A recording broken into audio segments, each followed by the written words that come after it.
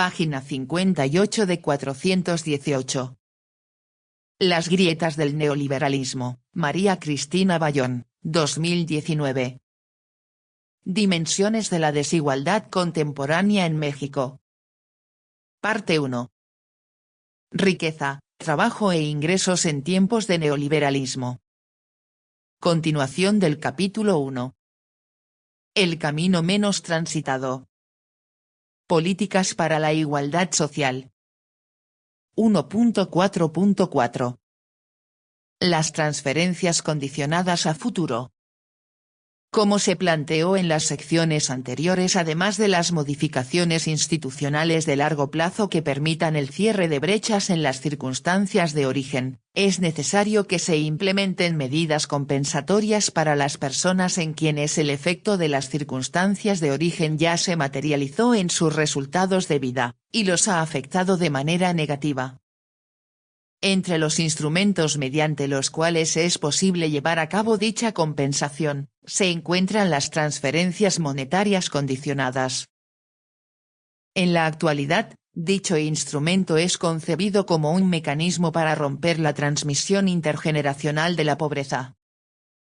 Al condicionar la transferencia monetaria a actividades como ir a la escuela o asistir a consultas médicas, buscan incentivar la acumulación de capital humano en niños y niñas de las familias beneficiarias al mismo tiempo. La transferencia monetaria les ayuda a cubrir la falta de ingresos o recursos.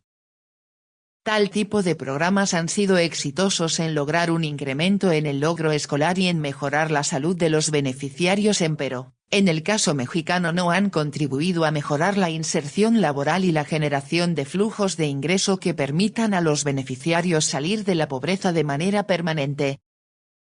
Aunque ha sido una limitación de dicho instrumento de política pública, puede ser reconvertido para cumplir un rol compensatorio dentro de un esquema de política pública diseñado para lograr la igualdad de oportunidades.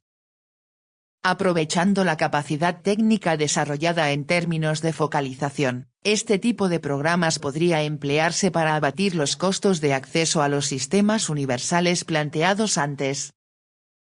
Es decir, en lugar de ser el instrumento principal para romper la transmisión intergeneracional de la pobreza, serían empleados con el objetivo de constituirse en una herramienta más en la igualación de oportunidades, al disminuir los costos de transporte, materiales y otros vinculados con el acceso efectivo a los sistemas universales planteados antes.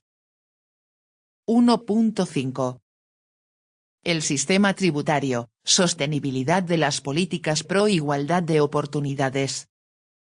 Una batería de políticas públicas enfocada hacia la construcción de una sociedad con igualdad de oportunidades, incluye necesariamente una transformación del sistema tributario, en el sentido de que sea capaz de impulsar la redistribución del ingreso y de ser sostén del financiamiento del gasto público.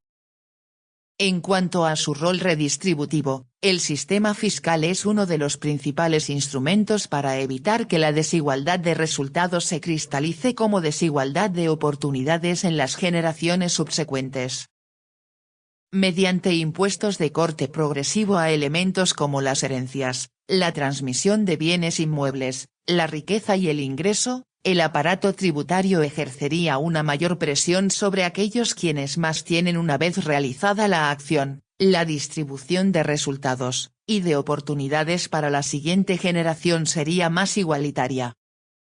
En términos de su función propiamente recaudatoria, un sistema tributario compatible con la igualdad intergeneracional de oportunidades tendría que recaudar la mayor parte de sus ingresos en impuestos directos al ingreso y a los distintos activos.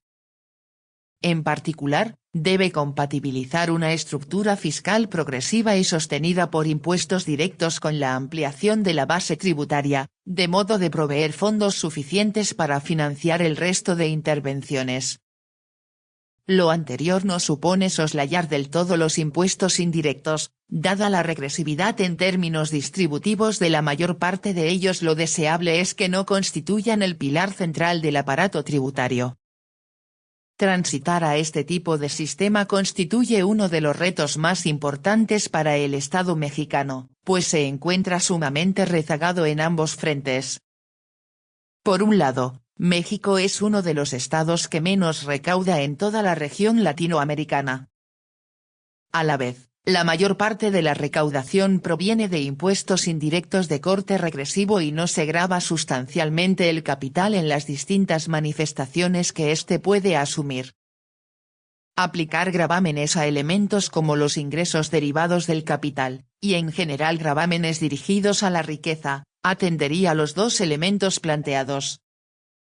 Por un lado, aumentaría el monto de recursos disponibles para el Estado. Por otro, sería un mecanismo redistributivo, particularmente si se incorporan elementos como el impuesto a las herencias y a la propiedad predial. Finalmente, quisiéramos cerrar esta sección haciendo, si no eco, al menos referencia a las recientes propuestas de Oxfam para avanzar en la conformación de lo que ellos llaman un México justo. Más allá de su listado de propuestas, nos parecen muy útiles sus criterios generales o guías de intervención que solicitan ser tomados en cuenta en una posible reforma. De las intervenciones tributarias hacia un fortalecimiento de la igualdad.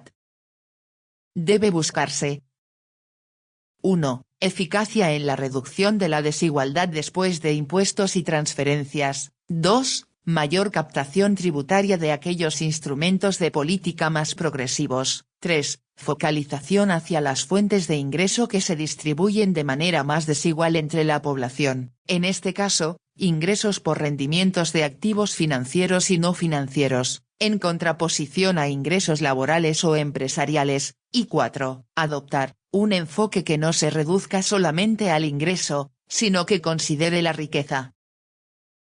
Conclusiones.